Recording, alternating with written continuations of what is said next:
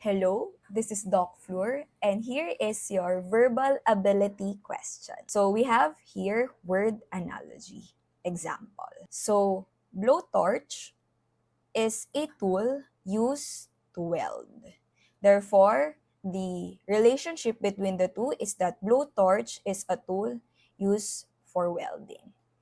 Therefore, we're looking for the partner of drill, a tool, and its action. Looking at the choices, we can now remove rivet because rivet means to fasten something.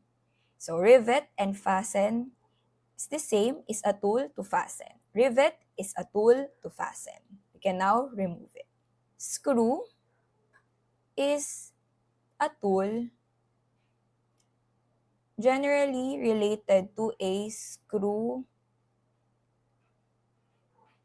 driver.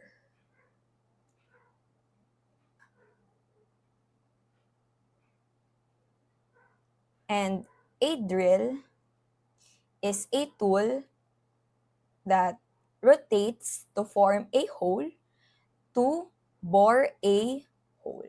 Therefore, the answer is letter D. Drill, bore. Thank you.